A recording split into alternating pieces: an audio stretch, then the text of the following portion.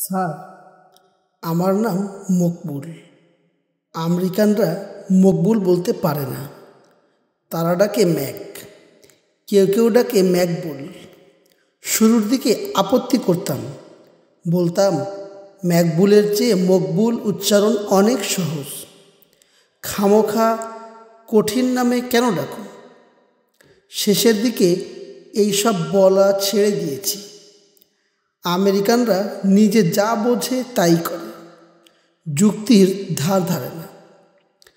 কাগজপত্র ছাড়া আমি আমেরিকায় ১৩ বছর কাটিয়ে পশুর মতো স্বভাবের হয়ে গিয়েছিলাম।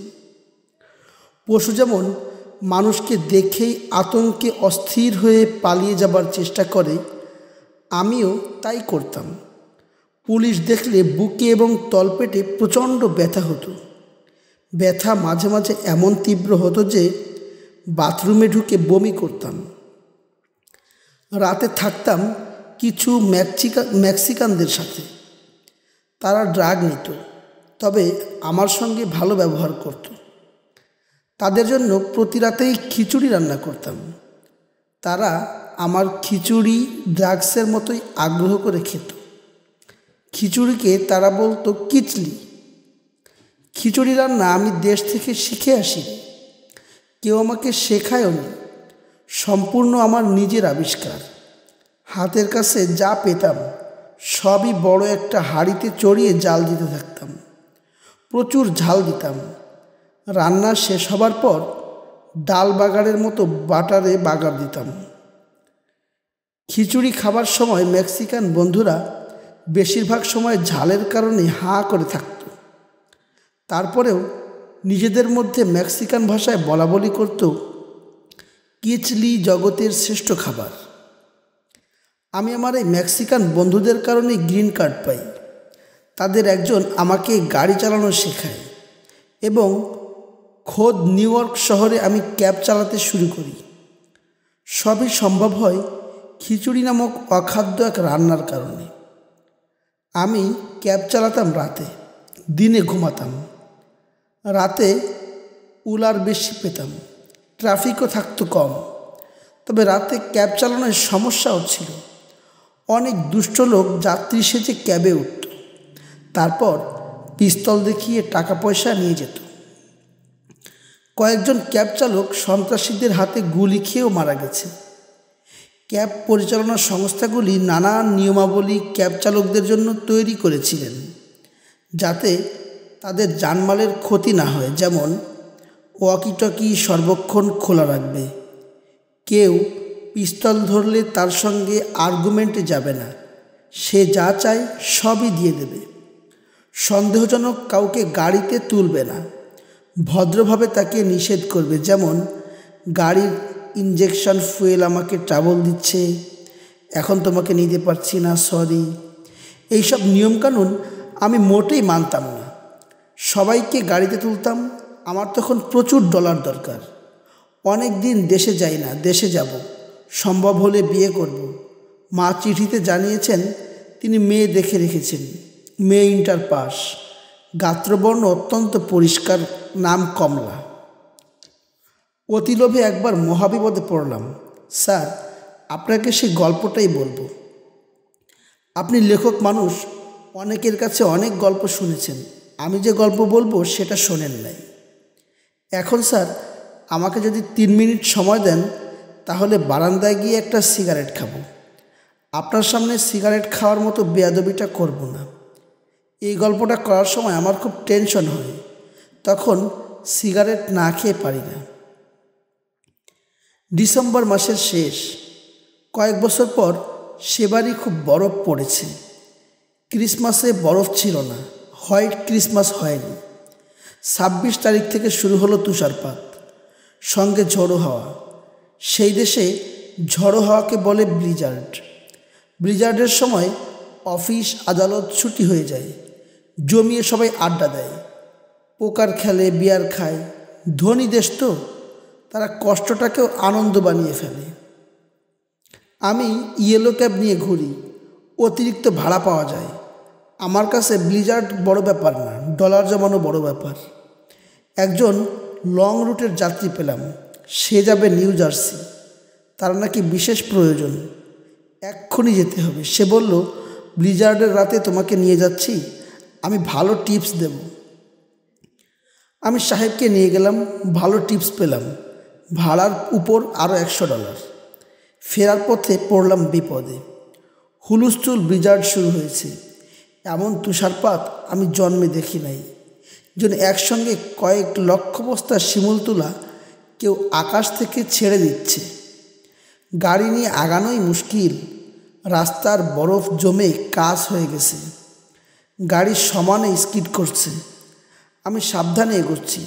হাইওয়েতে বড় বড় ট্রাক ছাড়া কোনো গাড়ি নেই। রাত তেমন হয়নি, 10টা, কিন্তু মনে হচ্ছে নিশুতি। হাই বিম দিয়ে গাড়ি চালাচ্ছি যাতে অনেক দূর দেখা যায়। হাই বিমে কাজ হচ্ছে না, 10 গজ সামনেও কিছু দেখা যাচ্ছে না। গাড়ির ফগ লাইট জ্বালিয়ে দিয়েছি, তাতেও 19-20 হচ্ছে না। হঠাৎ দেখলাম একটা মেয়ে রাস্তার পাশে আঙ্গুল তুলে দাঁড়িয়ে আছে, লিফট চায়। ভয়াবহ দুর্যোগের রাতে এই মেয়েটা এখানে কেন? অনেক সময় হুকাররা এরকম দাঁড়ায়, লিফট চায়, পরে নানান ঝামেলা করে, খুন খারাপি পর্যন্ত হয়। স্যার, হুকার বুঝেছেন তো? ওই দেশে খারাপ মেয়েদের বলে হুকার। এই মেয়েটি হুকার না, তার সঙ্গে বাচ্চা একটা মেয়ে আছে, সম্ভবত তার মেয়ে। তুষার ঝড়ে বিপর্যস্ত। আর কিছুক্ষণ এভাবে থাকলে বড় ধরনের দুর্ঘটনা ঘটে যাবে। আমি গাড়ি থামালাম, দরজা খুলে দিলাম। তরুণী বাচ্চা একটা মেয়েকে নিয়ে গাড়িতে উঠল। অতি বিনয়ের সঙ্গে বলল, স্যার থ্যাংক ইউ। কালো ক্যাব ড্রাইভারকে কেউ স্যার ডাকে না। আমি তরুণীর ভদ্রতায় মুগ্ধ হলাম। মেয়েটি অতি রূপবতী। কোনো আমেরিকান মেয়েকে আমার কাছে রূপবতী লাগে না, মনে হয় ধবল কুষ্ঠের রোগী। এই মেয়েটির চুল সোনালি, দেখতে ছবির মতো। তার বাচ্চাটার চুলও সোনালি। বাচ্চাটা ঠান্ডায় কাহিল হয়ে আছে। সে মনে হয় ক্ষুধার্ত। ফিসফিস করে মাকে কী যেন বলল। তার মা লজ্জিত গলায় বলল, আমার মেয়েটা বার্গার খেতে চায়, তোমার পক্ষে কি সম্ভব হবে সামনের কোনো সার্ভিস স্টেশনে গাড়ি থামানো? আমি বললাম, অবশ্যই সম্ভব। আমার মেয়ের নাম আলোভা, ওর কাছে ফুড কেনার মতো ডলার আছে। স্যার, কি বুঝতে পারছেন যে কথাবার্তা সব ইংরেজিতে হচ্ছে? আমি আপনাকে বলছি বাংলায়, কারণ হুবহু কথাগুলি মনে নাই। অনেক ঝামেলা করে সার্ভিস স্টেশনে পৌঁছলাম। পেছনে তাকিয়ে দেখি আনোভা চুপচাপ বসে আছে। তার হাতে $100 একটা নোট। আনোভার মা নেই। সে যাবে কোথায়? একটা মানুষ হাওয়ায় মিলিয়ে যেতে পারে না। দরজা খুলে চলন্ত গাড়ি থেকে সে নেমে পড়েছে, তাও হবে না। গাড়ির দরজা লক করা। আমি হতভম্ব গলায় বললাম, তোমার মা কোথায়? অনভা বলল, গন। আমি বললাম, গন মানে? কোথায় গন? অনভা কোনো জবাব দিল না। প্রশ্ন করলে কিছুক্ষণ তাকিয়ে থাকি, তারপর চোখ নামিয়ে নেয়। মেয়েটাকে বার্গার কিনে দিলাম, আইসক্রিম কিনে দিলাম। সে আগ্রহ করে বার্গার খাচ্ছে। তার মা হাওয়া হয়ে গেছে, এতে তাকে কোনোরকম চিন্তিত মনে হলো না। সার্ভিস স্টেশন থেকেই আমি পুলিশকে টেলিফোন করে ঘটনা জানালাম। তবে মেয়েটার মা যে গাড়িতেই হাওয়া হয়ে গেছে এই তথ্য গোপন করলাম। এই কথা বললে পুলিশ আমাকে মানসিক রোগী ভাববে, আমাকে সাইকিয়াট্রিস্টের কাছে যেতে হবে, ক্যাব ড্রাইভিংয়ের লাইসেন্স বাতিল হয়ে যাবে। আমি বললাম, মা মেয়েকে গাড়িতে তুলে একটা সার্ভিস স্টেশনে নিয়ে এসেছি। মেয়েকে রেস্টুরেন্টে ঢুকিয়ে অপেক্ষা করছি, দেখি মেয়ের মা আসছে না। তার খোঁজে গাড়ির কাছে গিয়ে দেখি সে নেই। মেয়েটা কত বড়? 5-6 বছর হবে। তাকে টেলিফোন দাও, আমি তার সঙ্গে কথা বলি। উপাস থেকে পুলিশ কি বলল আমি শুনতে পাচ্ছি না। মেয়েটা কি বলছে শুনছি। প্রথম বলল আনোভা, তারপর বলল 4.5, মনে হয় বয়স বলল। তারপর বলল গান, এরপর শুধু নো। কয়েকবার নো বলার পর বলল ওকে। সে টেলিফোন আমার দিকে বাড়িয়ে দিল। পুলিশ আমার লাইসেন্স নাম্বার, ঠিকানা সব হাবিজাবি নিয়ে বলল, তুমি নিউ ইয়র্কে মেয়েটাকে নিয়ে চলে এসো, সরাসরি আমাদের কাছে আসবে। পুলিশের একটা পেট্রোল কার আধা ঘন্টার মধ্যে সার্ভিস স্টেশনে পৌঁছে যাবে। সেই কার তোমাকে ফলো করবে। পেট্রোল কার না আসা পর্যন্ত তুমি মুভ করবে না। স্যার, কী যে দুশ্চিন্তায় পড়লাম বলার না। আমার ধারণা হলো পুলিশ আমাকে সন্দেহ করছে। হয়তো ভাববে মেয়েটার মাকে আমি খুন করে বরফের গাদায় ডেড বডি লুকিয়ে রেখেছি। ওই দেশের পুলিশ যে কত খারাপ আপনি চিন্তাই করতে পারবেন না। যাই হোক, পুলিশের গাড়ি মেয়েটাকে নিয়ে চলল। আমি যাচ্ছি পেছনে পেছনে, মনে মনে দোয়া ইউনুস পড়ছি। প্রিসিংটে, স্যার ওদের দেশের থানাকে বলে প্রিসিংট, আমাকে 6 ঘন্টা আটকে রাখলো। মেয়েকে প্রচুর জিজ্ঞাসাবাদ করলো। তোমার বাবার নাম কি, মার নাম কি, কোথায় থাকো, কোন স্কুলে পড়ো, প্রিয় বান্ধবীর নাম কি, তোমার কি কোনো পেট আছে। আনোভা কোনো প্রশ্নেরই জবাব দিল না। কঠিন মেয়ে। 6 ঘন্টা পর আমি ছাড়া পেলাম। মেয়েটাকে তারা রেখে দিল। বাসায় ফিরে আমি 10 রাকাত নফল নামাজ পড়লাম বিপদ থেকে উদ্ধার পাওয়ার কারণে। যদিও জানি উদ্ধার এখনও পাইনি, যে কোনো সময় পুলিশের কাছ থেকে ডাক আসবে। 20 দিনের দিন ডাক পড়ল। গেলাম। পুলিশ অফিসার বললেন আনোভার কোনো ট্রেস তারা বের করতে পারেনি, চেষ্টা পুরোদমে চলছে। স্যার কি জানেন, আমেরিকার মতো সভ্য দেশে হাজার হাজার শিশু প্রতি বছর হারিয়ে যায়, পুলিশ তার কোনো হদিস বের করতে পারে না। আমি বললাম স্যার, মেয়েটা কোথায়? মেয়েটাকে একজন ফোস্টার প্যারেন্টের কাছে দেয়া হয়েছে। আমি কি তার সঙ্গে দেখা করতে পারি? সাইকিয়াট্রিস্ট অনুমতি দিলে দেখা করতে পারবে। একজন সাইকিয়াট্রিস্ট মেয়েটিকে পর্যবেক্ষণে রেখেছেন।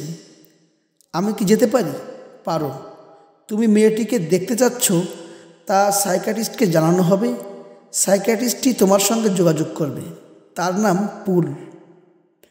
3 মাস পার হয়ে গেল, কেউ যোগাযোগ করলো না। ধরেই নিলাম সাইকিয়াট্রিস্ট চান না আমি দেখা করি। আমেরিকা হচ্ছে স্যার মাথা খারাপের দেশ। সবচেয়ে বড় মাথা খারাপ সাইকিয়াট্রিস্টদের। কিছু মনে করবেন না স্যার। 3 মাস পার হবার পর এক সোমবারে সাইকিয়াট্রিস্ট আমাকে টেলিফোন করলেন। আমি বললাম স্যার মেয়েটি কেমন আছে? সাইকিয়াট্রিস্ট বললেন ভালো আছে, সে কথা খুব কম বলে, এইটাই সমস্যা, আর কোনো সমস্যা নেই। তার মা বাবার নাম এইসব কি বলেছে? না, মনে হচ্ছে তার জীবনের শুরু হয়েছে তোমার ট্যাক্সি ক্যাবে ওঠার পর। বড় ধরনের অ্যামনেশিয়া, বয়সের সঙ্গে সঙ্গে হয়তো কেটে যাবে। আমি মেয়েটির সঙ্গে দেখা করতে পারি? পারো। সে চকলেট খুব পছন্দ করে, 1 প্যাকেট চকলেট নিয়ে যেতে পারো। স্যার আপনাকে ধন্যবাদ। তোমার সঙ্গে মেয়েটির কি কথা হয় সবই কিন্তু রিপোর্ট করবে। আনোভা আমাকে দেখে যে দৌড়ে এসে ঝাঁপিয়ে পড়ল তা না, সামান্য হাসল, চকলেটের প্যাকেট হাতে নিল, মাথা নিচু করে বলল থ্যাংক ইউ। আমি 1 ঘন্টা সেই বাড়িতে ছিলাম। আনোভার ফোস্টার মাদার আমাকে কফি খাওয়ালেন, নানান গল্প করলেন, সবই রাজনৈতিক। তিনি ডেমোক্রেট দলের একজন, তার গল্পের সবটাই রিপাবলিকানদের বদনাম। যতক্ষণ আমি থাকলাম ততক্ষণই আনোভা আমার পিঠে হেলান দিয়ে বসে রইল। আমি তার মুখ দেখতে পাচ্ছি না, শরীরের স্পর্শ পাচ্ছি। একসময় ঘরে শুধু আমি আর আনোভা। বাড়িওয়ালি লনে ঘাস কাটতে গিয়েছে, ঘাস কাটা মেশিনের শব্দ হচ্ছে। আমি বললাম আনোভা যাই। আনোভা পেছন থেকে একটা হাত এনে আমার সামনে ধরল। সেখানে $100 একটা নোট। আনোভা স্পষ্ট গলায় বলল মা তোমাকে এই ডলারটা দিতে বলেছিল, তুমি নাও, না নিলে শি উইল বি স্যাড। আমি ডলার নিতে নিতে বললাম তুমি কি তোমার মার বিষয়ে আর কিছু আমাকে বলবে? আনোভা বলল নো। আমি দীর্ঘ নিঃশ্বাস ফেলে বললাম আমার খুবই জানতে ইচ্ছা করে। আনোভা আমাকে অবাক করে দিয়ে ফিসফিস করে পরিষ্কার গলায় বলল আমার মার সঙ্গে তোমার আরও একবার দেখা হবে। কোথায়, কখন? আনোভা জবাব দিল না। স্যার মেয়েটার সঙ্গে এটাই আমার শেষ দেখা। সাইকিয়াট্রিস্ট নিষেধাজ্ঞা জারি করল। আমি চলে আসার পর মেয়েটি নাকি খুব কেঁদেছে। কাজেই আমি তার উপর মেন্টাল ট্রেস তৈরি করেছি। ট্রামা না কী যেন হয়েছে। সে তো অদ্ভুত দেশ স্যার, অদ্ভুত নিয়মকানুন। মেয়েটার জন্য তারা নতুন ফোস্টার ফ্যামিলি বের করলো। তার ঠিকানা আমি জানি না। একবার শুনেছি স্কুলে সে খুব ভালো করেছে। তাকে সাধারণ স্কুল থেকে সরিয়ে গিফটেড চিলড্রেনদের স্কুলে ভর্তি করা হয়েছে। ঘটনার পর 10 বছর কেটে গেছে। আমি আমার মতো আছি, ক্যাব চালাই, ব্যাংকে টাকা জমাই। ডিসেম্বর মাসের 27 তারিখে ঘোরাঘুরি করি ওই রাস্তায় যেখানে প্রথম আনোভা এবং তার মার সঙ্গে দেখা হয়েছিল। যদি সেই মহিলার সঙ্গে দেখা হয়নি। আনোভার দেয়া $100 নোটটা এখনও আমার কাছে আছে। স্যার, নোটটা কি দেখবেন?